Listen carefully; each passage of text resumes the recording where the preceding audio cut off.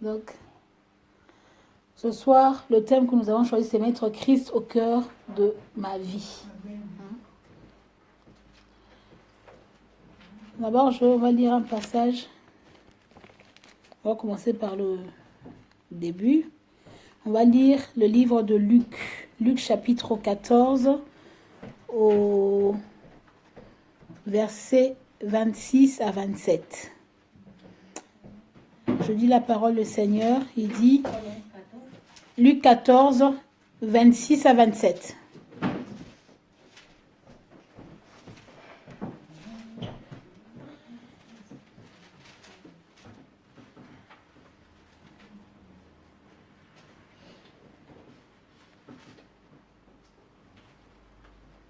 C'est bon? Donc la Bible dit ceci, je lis la parole du Seigneur. Si quelqu'un vient à moi et qu'il n'ait pas son père, sa mère, sa femme, ses enfants, ses frères et ses sœurs, et même sa propre vie, il ne peut être mon disciple. Et quiconque ne porte pas sa croix et ne me suit pas, ne peut être mon disciple. Amen. Amen. Donc, quand on décide de devenir enfant de Dieu, quand on décide de donner sa vie à Christ, Christ nous demande pour être appelé disciple de Christ, ça veut dire, c'est pas au sens propre du terme, hein, on n'a pas dit de régner ton père, ta mère, mais Christ demande qu'on mette tout de côté, qu'on suive ses directives. Ça, on est dans la dimension du disciple. Quand on est disciple de Christ, quand on se convertit à Christ, on devient une nouvelle créature, on suit maintenant le code de la route de Christ. C'est ce qu'on suit en tant que chrétien. C'est-à-dire que tout ce qui est la colère, la haine, le pardon, toutes ces choses-là que Christ demande doivent faire partie de notre quotidien. C'est quand on devient disciple de Christ, quand on suit Christ. C'est-à-dire un disciple, c'est qui? C'est la personne qui suit un maître. Tu suis ce que le maître dit. Mais nous, aujourd'hui, on n'est pas dans cette dimension-là. Bon, après, c'est vrai qu'on est encore... Si on n'a pas atteint la dimension de disciple, pour atteindre la dimension de Christ au cœur de ma vie, là, ce sera un peu compliqué. C'est-à-dire qu'il faut d'abord qu'on se dise, est-ce que je suis déjà disciple? Ce serait déjà une bonne question. Est-ce que je marche selon ce que Christ me demande de faire? Est-ce que ma vie est conforme à ce que la parole de Dieu me demande de faire? Ça, c'est déjà une première question à se poser face à soi-même. Donc, Christ au centre de ma vie.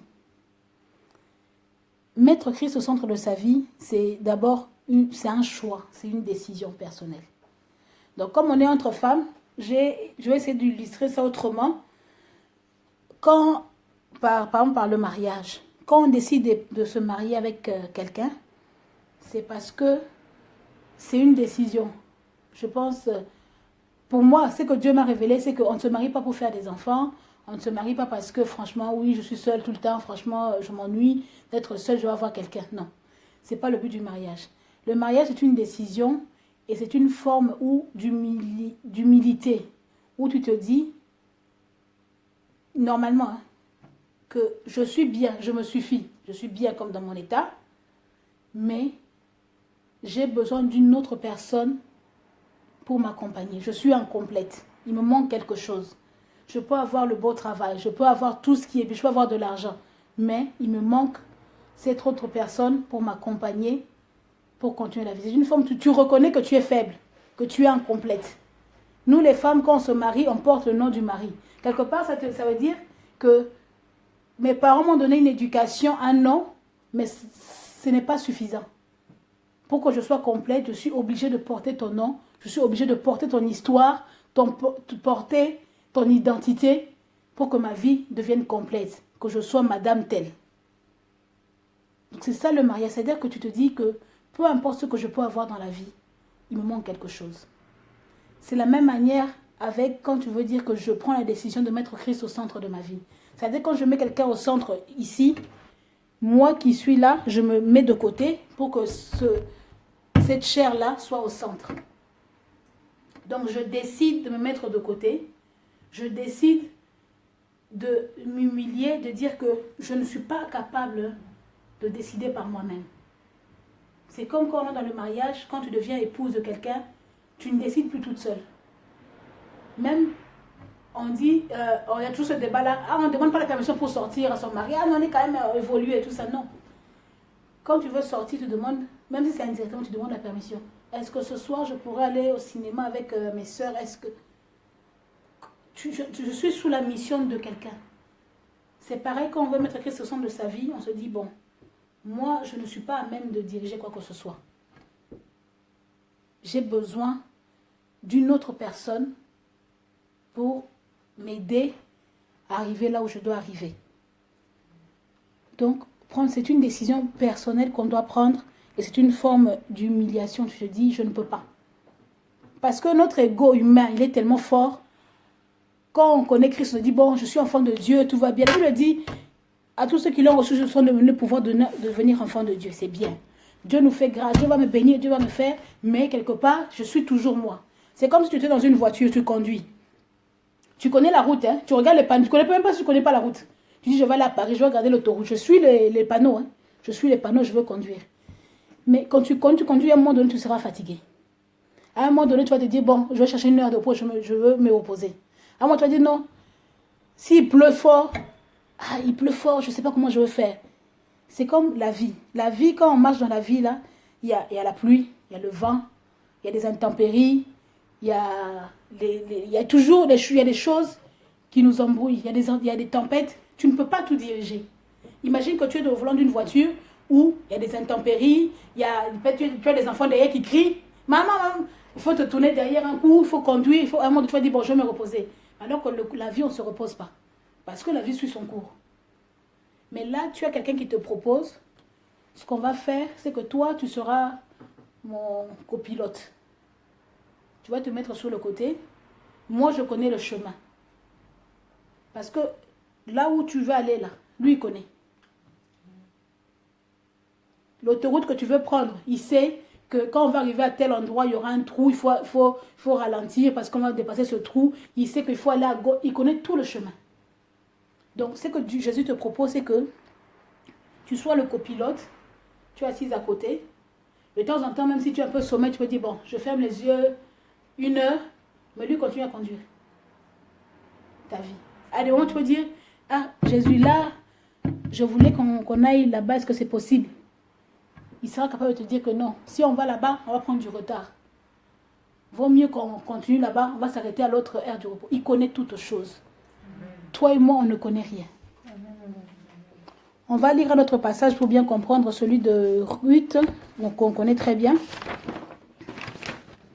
Ruth, chapitre 1, versets 16 à 17.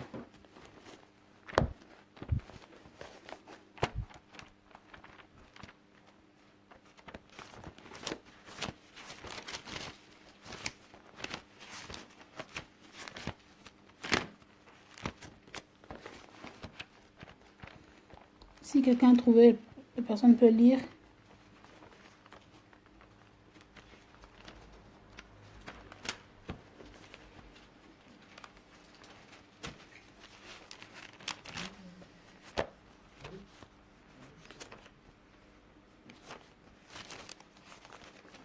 Quelqu'un a trouvé?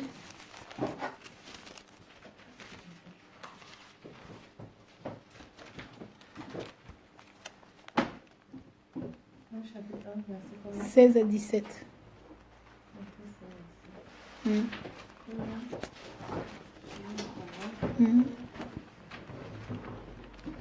Ruth répondit, ne me presse pas de te laisser, de retourner loin de toi. Où tu iras, j'irai. Où tu demeureras, je demeurerai. Ton peuple sera mon peuple et ton Dieu sera mon Dieu. Où tu mourras, je mourrai et j'y serai enterré. Que l'Éternel me traite dans toute sa rigueur, si autre chose que la mort vient à me séparer de toi. Amen. Ça, c'est une belle déclaration d'amour. Hein? En temps normal, en tant que femme, c'est ça la déclaration que tu dois faire à ton mari. C'est une vraie déclaration d'amour. Là, on a Ruth et Oprah, deux femmes. Orpah, c'est ça, hein? C'est Orpah. Deux femmes qui veulent se séparer de la belle-mère qui est Naomi. Vous vous rendez compte que Ruth, elle n'avait rien à gagner à suivre Naomi. Elle n'avait plus d'enfants, elle était veuve, elle n'avait pas d'argent, elle n'avait rien. Mais cette femme, dans sa condition, elle a senti quelque chose, on va dire que c'est l'onction du Saint-Esprit, pour dire à Ruth, faire cette déclaration à Ruth que, à Naomi, que moi je veux te suivre. Elle dit à Naomi, on n'a pas dit que l'autre fille elle était mauvaise. Hein. Elle aussi elle était bonne parce qu'elle est restée avec elle jusqu'à la fin quand même. Elle a quand même insisté, elle a pleuré. Là c'est comme tu es dans la condition de disciple. Tu fais tout ce qu'il faut. Tu vas à l'église, tu écoutes ta parole, tu fais tes efforts, tout ça. Et cette fille, elle était bien. On n'a pas dit qu'elle était mauvaise, elle n'a rien fait de mal. Mais quand tu y a un moment dans ta vie où tu te dis que être chrétienne, ça ne suffit pas. Suivre la loi de Christ, aller à l'église, lire sa Bible, prier de temps en temps, écouter les prédications, ça ne suffit pas. Tu as besoin d'aller dans une autre dimension. Je sais que Ruth a ressenti. Ok, c'est ma belle-mère, on va se séparer, mais elle voulait pousser. Il y avait autre chose qui l'attirait, au-delà de ça. C'est comme nous, là tu dis que je veux changer de dimension, je ne veux plus être disciple. Disciple, oui, c'est bien. Je marche selon la voie de Christ. En étant disciple, j'apprends, je connais la parole de Dieu, oui. Mais tu sens qu'il y a quelque chose qui te manque. En tant que disciple, généralement, la plupart du temps, on est toujours maître de nos actions. En tant que disciple, il y a l'intelligence qui est quand même là. Oui, Seigneur, je te suis, mais de temps en temps, reste d'abord là-bas. Moi-même, je vais gérer cette affaire. Et puis, si ça ne marche pas, je vais t'appeler. D'accord? Tu te mets d'abord. La plupart du temps, c'est comme ça. Mets-toi d'abord là-bas à côté. Moi-même, je lis ta parole. Je sais, tu vas faire. Tu es Dieu, tu vas faire. Mais laisse-moi gérer d'abord, après, on va faire. Ça, généralement, le disciple est comme ça. Quand on tombe, quand ça ne marche pas, Dieu, si je t'avais entendu. C'est toujours ça. Mais quand tu viens à la dimension de Ruth, où tu fais cette déclaration-là, où tu dis que Naomi, tu n'as rien, mais moi, je m'abandonne à toi. Moi, Ruth, sans toi, je suis incomplète. Moi, Ruth, sans toi, mon histoire n'a pas de sens. J'ai besoin de te suivre. Dis que là où tu seras enterré, moi, je serai là. Je veux te suivre jusque sous la terre. Je veux être avec toi. Là, Ruth atteint la dimension de l'épouse. Et si on veut atteindre Christ au centre de nos vies, il faut qu'on arrive à atteindre la dimension de l'épouse. C'est comme quand tu es fiancé à quelqu'un. Un homme, il fait des efforts pour sa fiancée, mais ce n'est pas les mêmes efforts qu'il fait pour son épouse. Hein. Il peut avoir même, tu sais, quand on se cherche là, oui, j'ai des proposés, même nous, hein, fiancés, il y a deux qui me draguent là, on va voir lequel qui va sortir. Mais quand on te met dans la dimension de l'épouse, ça veut dire que si cet homme-là tombe malade, on dit si apparemment s'il meurt, s'il tombe malade, ça sera à toi de décider. Madame, on peut le garder en vie ou pas. Tu vois, ton pouvoir n'est pas le même. Hein. Ton pouvoir dépasse le pouvoir de la mère, du père, de la sœur, du frère, qui sont de même sang. Mais toi, une fille qui vient d'ailleurs, qui n'est pas de sa famille, qui n'a pas son sang, c'est toi qui décides sur la vie de quelqu'un d'autre. Ruth, elle est entrée à cet instant-là, face à Naomi, elle est entrée dans la dimension de l'épouse. C'est comme nous avec Christ. Il faut qu'on cherche à quitter la dimension du disciple, qui est là juste pour obéir. Ah, c'est la parole de Dieu, on va faire comment? Non. C'est au-delà de ça. Tu te comportes différemment, tu dis à Christ, Christ, Moi, je veux être un avec toi. Moi, je veux me mettre de côté, te laisser diriger ma vie. Tu es mon mari, tu es mon époux, tu es mon premier époux. Si on arrive à devenir la dimension du disciple face à Christ, je pense que même dans la vie humaine, il y a beaucoup de choses qui seront faciles pour nous. Parce que là, si tu es soumise à Christ, comme l'épouse, comme Christ a donné son épouse, comme l'épouse qui l'attend, tu vas voir dans ton quotidien à la maison, ça va devenir facile.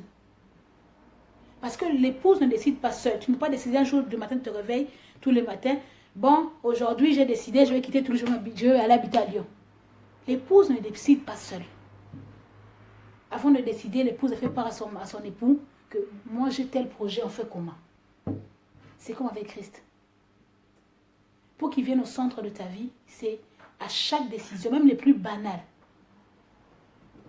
Tu vas te dire, même les choses qui deviennent même les plus banales du quotidien, tu dis, Seigneur, je dois y aller ou pas? Tu vas te rendre compte que ça va t'éviter beaucoup de choses, beaucoup de tracas. Ah oui, j'ai mis 100 euros, t'es là-bas, c'est perdu, c'est des trucs inutiles. Seigneur, j'ai tel projet, maintenant je vais investir comment, on fait comment? Une femme avec ton mari, quand tu as un projet, ah chérie, moi j'ai un projet comme ci, comme ça, on fait comment? C'est en fonction de ce que le couple va décider que vous mettez, vous décidez. Mais c'est comme ça avec Christ. Je veux juste nous exhorter ce soir à nous mettre de côté. À mettre notre intelligence. Oui, on est intelligent. Dieu nous a donné l'intelligence, on connaît français, on connaît tout. Mais dire que tout ça, je ne peux pas. Tu ne peux pas conduire le volant de ta vie et regarder à gauche, à droite les intempéries. Tu ne peux pas. Regarde, on est chrétien, mais tout on dit, Seigneur, je suis fatigué. C'est quelle situation qui ne change pas?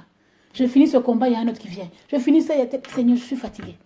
On est fatigué parce que on est maître de nos vies. Il dit, venez, vous êtes fatigué, chargé, je vous donnerai du repos. Comment tu vas voir le repos? Parce que c'est toi qui dirige, c'est toi qui es le cerveau de l'histoire. Quand tu laisses, tu dis, Seigneur, cette affaire-là, je ne comprends pas. Je ne connais pas la tête ni la queue de l'histoire. Je te laisse gérer. Ce n'est pas dit que tu ne vas plus rien faire, tu es assise là, tu attends. Tu vas faire, mais sous la direction de Christ. Si que Christ va te dire, il va te dire, va à gauche, tu vas à gauche. Quand tu quittes à gauche, tu vas aller à droite, tu vas à droite. Et forcément, lui, quand il te guide, même si parfois il permet les épreuves, ce n'est pas pour te rabaisser, ce n'est pas pour que tu puisses tomber, pour perdre du temps. C'est juste parfois pour t'enseigner quelque chose, te permettre de sauter 2 fois plus à l'autre étape. Donc Christ au centre de ma vie, c'est cette dimension c'est une décision personnelle. Tu te dis, Seigneur, je ne peux pas. Je suis intelligente, hein? J'ai le Saint-Esprit en moi, mais je ne peux pas. Je veux que toi, que tu sois le centre de ma vie. Et c'est une question de foi, parce que même quand on se marie par la foi. Hein? Quand on dit, veux-tu épouser monsieur tant, moi, la phrase qui me fait peur, c'est le oui, je le veux là. Par contre, c'est une phrase puissante, hein, oui, je le veux. C'est-à-dire que j'ai la foi en cet homme, que tous les jours de sa vie, il est censé m'aimer. Il va prendre soin de moi et des enfants que je veux lui donner. Entre guillemets, ma vie et ma vie de mes enfants sont entre ses mains.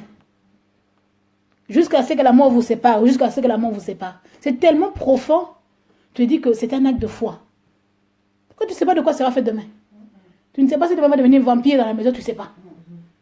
Mais c'est un acte de foi. Vous voyez cette femme-là, il y a dans le livre de Matthieu, il y a une femme qui vient auprès de Christ, qui demande que Christ guérisse sa fille. Christ dit, on ne donne pas le pain des enfants aux chiens. Elle dit, mais même les chiens prennent ceux qui sont dans les miettes là pour manger. Tu vois, cette femme-là, elle avait une dimension de foi. En temps normal, pour dire, bon, mon cher ami, il ne faut pas m'insulter quand même. Soit tu me dis, tu ne veux pas t'aider, je passe mon chemin, il ne faut pas quand même me traiter de chien toi aussi. Mais sa foi fait que dit non, c'est pas grave, donne-moi les miettes là. Donc, tu arrives dans une certaine dimension de foi où tu dis que même si je ne vois rien pour le moment avec ce Christ-là, parce qu'à des moments, Dieu agit dans le silence et il dit rien. Tu passes, c'est le silence, c'est les néas. Tu as l'impression que voilà, là, Dieu ferme les oreilles, tout est fermé. Il ne dit rien. Mais ta foi fait que tu dis, non, Seigneur, oui, je le veux. Toi et moi, je le veux. Si tu fais oui, je le veux avec le Seigneur, sache que autant et ta vie, et ta progéniture, et ta destinée, et tes entreprises font oui, je le veux avec le Seigneur. Amen. Amen. Parce que quand tu viens, tu ne viens pas seul. Tu viens avec ton histoire. Tu viens avec tes blessures. Tu viens avec ton mari, tes enfants, ton père. Tu viens tout. Mais c'est-à-dire le oui, je le veux, là, Seigneur, au centre de ma vie. Automatiquement, comme il est Dieu, il sait que pour que tu sois à l'aise, il faut qu'il soit aussi au centre de la vie de ton mari. Il sait que pour que tu sois à l'aise, il faut qu'il soit au centre de tes entreprises. Il sait que pour que tu sois à l'aise, il faut qu'il soit au centre de la vie de tes enfants. Il prend le package. Il ne te prend pas toi toute seule. Parce que ton bonheur, ta satisfaction dépend de tout ce monde qui t'entoure. Donc quand toi tu décides de mettre Christ au centre de ta vie, c'est-à-dire que tu décides aussi pour toutes les personnes qui sont autour de toi, pour ta destinée, pour ton avenir, pour qu'ils dirigent toutes choses. Parce que c'est tellement fatigant de se dire que aujourd'hui tu as 100 €, demain 50, demain impayé. Tu as l'impression que toi tu es venu accompagner des gens. Tu regardes, hey. Mais comment le gars, il y a 5 mois par mois, il était pauvre, mais devenu milliardaire. Comment il a fait? Donc toi tu es là, tu es dans un spectacle. Mais le Dieu à qui l'or et l'argent appartient, le Dieu qui a créé toutes choses, il dit que il te donne la terre. La terre, c'est à toi. C'est ton cadeau. Ton cadeau de mariage, si tu acceptes de suivre Christ, c'est la terre. Prends. La terre t'appartient. Mais pour posséder cette terre-là, il faut être l'animation de l'épouse. L'épouse, elle a tout. Tout ce qui appartient à l'épouse appartient à l'épouse. L'épouse pas là à la banque pour dire que voilà, je suis Madame Boignon, voici la carte bleue de monsieur, je vais prendre aujourd'hui 10 000 € sur le compte. L'épouse et l'époux ont la signature. Mais le banquier, qu'est-ce qu'il va faire? Il va sortir l'argent, il donne. C'est Madame qui est venue. Elle a tous les pouvoirs. Donc, Christ là, celui qui a créé le ciel et la terre, te dit que, ma chérie, la terre là, c'est à toi. Le ciel, hein, c'est moi qui gère. La terre, tiens. Depuis que toi, tu es né, jusqu'à ton âge, la terre là, elle t'a appartenu quand? Si tu regardes ton parcours, la terre, quel jour la terre t'a appartenu? C'est comme si, au contraire, toi et la terre, vous vous battez. Toi et la terre, c'est toujours le combat. La terre et toi, ça ne marche pas. Il dit, partout foulera la plante de ton pied, je donnerai cette terre en possession. C'est-à-dire que partout, comme tu es ma femme, partout tu passeras par mon nom, je suis madame telle, les portes seront ouvertes. Aïe. Combien de fois les portes ont été ouvertes partout où tu es passé? Partout foulera. Il n'a pas dit que si ton pied foule à l'Afrique de l'Ouest, d'accord, on dit que chacun de nous a son lieu de bénédiction. C'est vrai. Mais c'est la même Bible qui me dit que partout où foulera la plante de mon pied. C'est-à-dire que je quitte l'Afrique de l'Ouest, je vais à l'Afrique centrale, je vais aux États-Unis, même si je fais au fin fond de l'Amazonie, du moment que mes pieds ont foulé la fin fond de l'Amazonie, je suis censée être bénie en Amazonie. Amen. Parce que je suis l'épouse. Si aujourd'hui, comment elle s'appelle la fille là? C'est Kate Middleton. Elle vient en France. Si elle était Kate Middleton, elle n'allait pas pour épouser le prince. Qui elle a calculé? Elle prend son avion, elle vient s'asseoir, elle va, je vais moi à Cannes. Mais comme c'est la femme du prince, mon cher, tout le monde va la regarder. Toutes les portes, même si elle n'avait pas demandé audience, on va la recevoir à l'Élysée. Parce qu'elle porte l'identité de la princesse. Elle est seulement princesse. Toi, tu es la fille quoi? L'épouse. Tu es la reine. Tu vas où? Combien de fois les portes sont ouvertes combien de fois tu jeûnes pour ouvrir un petit truc? Seigneur, s'il te plaît, ouvre les écluses des cieux, le boulot là que je puisse faire. Ouvre les écluses. Je n'ai plus.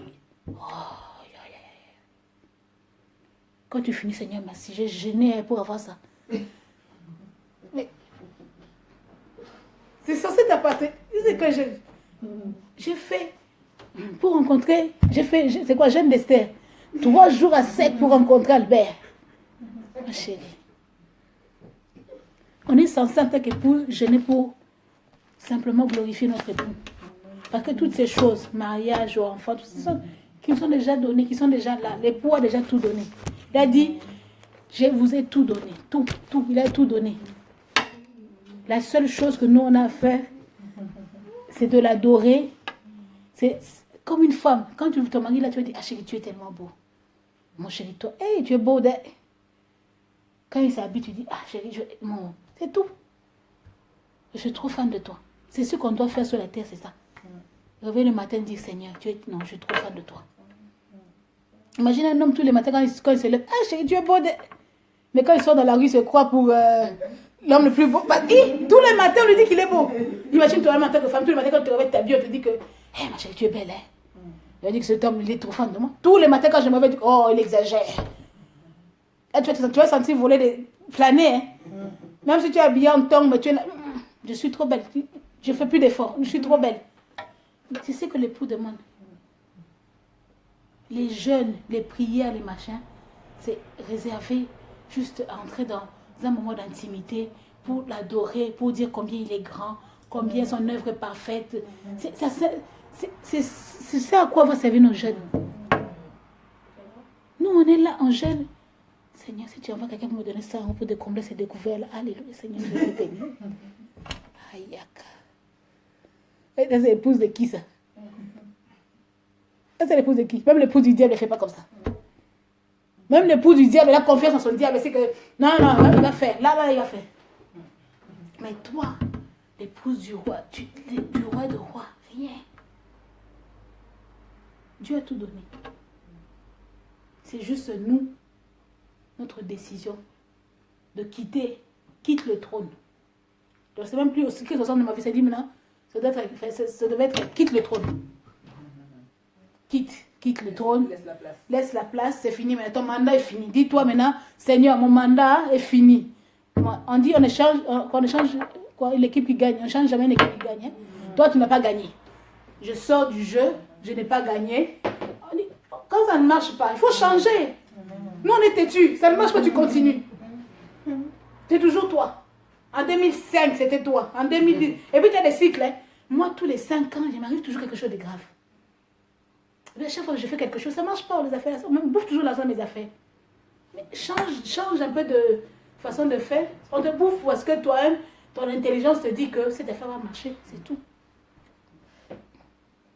Femme de vision, notre but, c'est que nous puissions pousser les murs, que nous puissions être dans une dimension où tu te dis, mais vraiment tu t'étonnes, tu dis, Seigneur, calme-toi un peu. Là, c'est trop. C'est bon, là. C'est bon. Là, c'est bon. Là, je dis, viens, Seigneur, calmons-nous un peu. Pas la dimension des femmes qui sont là, spectatrices. C'est comme si c'était au cinéma de Gaumont. Tu regardes la vie des autres femmes. Hey, elle a avancé. Et bizarrement, la plupart des gens qui avancent n'ont pas Jésus. Toi, avec ton gros Jésus, avec ton gros titre, tu es là. Où va le monde? Comment tu vas te lever un jour pour aller évangéliser cette femme-là qui gagne peut-être 1 million par mois? Toi, tu es là, avec ton découvert. Ma sœur, Jésus-Christ est Seigneur. Il est Seigneur. Mais tu as besoin, Dieu a dit que la foi sans œuvre, elle est morte. Quand il dit que l'or et l'argent m'appartiennent, pourquoi il a dit ces choses-là? Si c'est que ça n'avait aucune valeur pour le monde, il n'aurait pas dû dire ça. Quand il te dit l'or et l'argent m'appartiennent, je te donne la terre. Pourquoi il te donne la terre si ça n'a aucun impact sur ta vie? Chacun sa vision de la vie. Il y a des gens qui sont venus sur terre, même s'ils sont pauvres, c'est sûr ceux qui veulent aller au ciel. Tu vois, il y a des gens comme ça, ils se disent non, je préfère souffrir comme Paul, vivre dans la disette, tout ça, mon âme sera sauvée. Maintenant, moi, je fais partie des personnes qui disent que je veux aller au ciel, mais comme la terre m'appartient là, je veux jouir de ce qui m'appartient avant d'aller au ciel. Il dit que Abraham était béni, David était riche, Salomon était l'homme le plus riche du monde. Pourquoi il a dit ça? Ça n'avait aucune importance dans la vie. Dieu a fait toutes choses juste pour toi et moi. Et on est femme. Si tu comprends la dimension de l'épouse, il y a des choses même, on va même plus s'embêter. Et quand tu comprends la dimension de cette épouse-là, même dans le foyer, l'époux même va dire, oh, celle-là, elle a changé. Parce que tu as compris comment fonctionner avec ton premier époux, Forcément, avec le second époux qui est à la maison, tu vas comprendre le fonctionnement. Quand il parle, tu te tais. Quand Dieu te parle, tu te tais. Ok. Tu te justifies. Depuis quand tu te justifies devant Dieu? Tu écoutes, tu dis, ok. Même à la maison, on va te parler. Tu vas dire, ok. C'est bon. Est-ce que nous sommes prêtes à se dire que, Seigneur, là, ça fait 30 ans, 35 ans, 40 ans, 50 ans que je suis sur la terre des hommes. J'ai essayé, mais non, c'est bon. Mon mandat est fini. Je veux te donner le mandat de ma vie jusqu'à la fin de mes jours. Que tu me conduises vers les verts pâturages. Que tu me conduises dans ma destinée. Il dit, je connais les projets que j'ai formés pour toi. C'est-à-dire que ce n'est pas quelque chose qu'il va inventer au fur et à mesure. Il connaît. Avant que il connaît, quand il te voit, il sait que tu dois aller là-bas, au fond là-bas. Il sait. Il n'a pas de chemin détourné. Il sait là où tu dois aller. Il dit, je connais les projets que j'ai formés pour toi. Toi-même, tu ne connais pas les projets qu'il a formés pour toi. Mais lui, il connaît déjà. Pourquoi s'emmerder? Si quelqu'un, même si je conduis, on me dit que lui, il connaît la route pour aller là-bas à Bagatelle, il connaît. Et pourquoi je vais m'embêter à conduire alors que c'est lui qui connaît la route? Je laisse la personne au volant à la personne qui connaît la route. Il va me conduire là-bas jusqu'à Bagatelle. Pourquoi on s'obstine à vouloir... Voilà. Il faut laisser volant là. Il faut descendre de la voiture. Mets-toi de l'autre côté. Va t'asseoir. Tu vas gérer autre chose. Tu vas commencer à lui tenir compagnie. Tu vas lui parler. Pour voilà. Tu dis, j'ai vu. Je dis, je sais. Tu lui tiens compagnie. Tu vas gérer autre chose. Quand tu es bien, tu vas évangéliser facilement. Tu imagines comment te faire gros maman à la maison. Tu dis, oh, tu vas évangéliser. Dis-moi, quel Saint-Esprit va te parler? Alors que tu sais que quand je vais rentrer le soir là-bas, ce qui m'attend là-bas, Jésus-Christ est Seigneur. Alors que lui, si tu laisses diriger, il dirige le foyer, il dirige les entreprises. Toi, c'est là où tu vas jouer ton rôle d'ambassadrice. Quand tu vas aller évangéliser, tu es en paix. Même quand les épreuves viendront, même si la mort frappe dans ta famille, dans ta maison, tu seras triste, mais tu seras en paix. Parce que tu sais que rien ne peut m'arriver s'il ne l'a permis. Donc s'il a permis cette épreuve peut-être dans ma vie pour retirer telle ou telle personne, c'est parce qu'il sait pourquoi. Tu pleures un temps pour te dire, Seigneur, je te dis merci parce que rien ne peut m'arriver sans que tu ne l'aies permis. Tu continues ton chemin. Donc c'est tellement se faciliter la vie.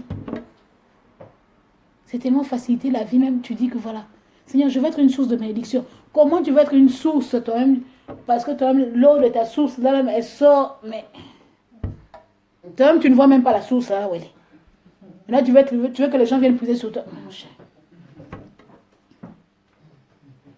Si tu le laisses diriger, toi, tu t'occupes d'autre chose. Tu vas commencer à maintenant t'occuper d'autre chose. Aller évangéliser, aller faire la paix avec les gens, aller faire toutes les choses qui te minent, là, qui t'empêchent d'aller vite, là. Tu vas les gérer parce que lui, il est là, il gère ta vie. Même si on t'insulte, tu t'en fous. Aujourd'hui, 4 minutes, même si quelqu'un l'insulte, il s'en fout. Ça ne va rien enlever à son titre royal, à son titre quoi. Nous, pour peu qu'on nous insulte, hey, m'insulter, je vais régler son compte, il va m'attendre, il ne me connaît pas. Tu es là, il n'y a que toi. Tu es là. Quand tu deviens une émission de l'épouse, rien ne te surprend. Il dit, vous allez siéger avec les... Comment tu vas siéger avec les grands si tu ne parles de l'émission de l'épouse? Tu vas les connaître d'où? Mais les grands là qui parlent, c'est pas les... C'est quoi? C'est Moïse, Abraham. C'est les grands de ce monde. Tu vas siéger là-bas quand? À 80 ans. La vie, c'est aujourd'hui. C'est pas demain. Il dit, demain s'occupera de lui-même. Toi, tu te bats pour aujourd'hui. Si aujourd'hui, je dis que si je fais le bilan, si Dieu me prend aujourd'hui, qu'est-ce que j'aurais fait de sa création? Je ne connais pas le monde. Je n'ai pas joué. C'est que Dieu a menti, c'est que sa parole n'est pas vraie. Si sa parole est vraie, femme de vision, prenons la décision de le mettre au centre de nos vies. Nous allons vivre des prodiges et des miracles. Nous allons Nous allons passer dans le monde entier, proclamer que Jésus-Christ est Seigneur. Nous allons témoigner, nous allons dire Seigneur, il n'y avait pas un euro, mais Dieu m'a donné une inspiration. Je ne sais pas, j'ai créé une entreprise. Hier, elle valait 1 euro. Aujourd'hui, mon entreprise vaut 5 milliards d'euros. On va partir, on va dire, à cause de ce Jésus-là. Hier, j'étais malheureux, j'étais ci, j'étais ça. À cause de ce jour, je suis une femme épanouie, heureuse. Rien ne m'atteint. C'est possible. Ça n'existe pas qu'à la télé. Ça n'existe pas qu'aux autres. Donc, prenons vraiment la décision de mettre Christ au centre de nos vies. Amen.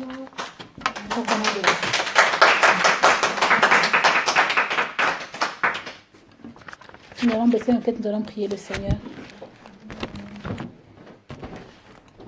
Nous allons commencer par demander pardon à Dieu, Seigneur. Pardonne-moi parce que pendant des années, j'ai voulu mener ma vie toute seule.